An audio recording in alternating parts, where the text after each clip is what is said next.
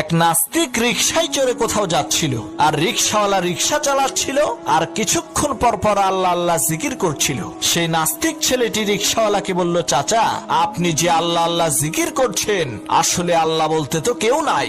এই পৃথিবী আপনা আপনি সৃষ্টি হয়েছে, আপনা আপনি চলছে, কারো সাহায্য নিয়ে এই পৃথিবী চলে না। আপনি লেখাপড়া করেন নাই তো, তাই জানেন না।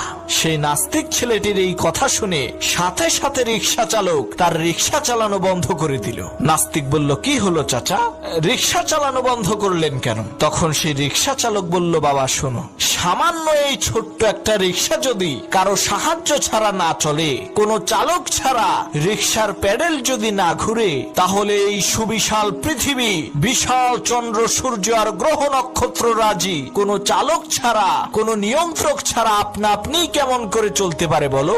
নিশ্চয়ই কেউ না কেউ তো এর পেছনে আছেই। রিকশাওয়ালার এই কথা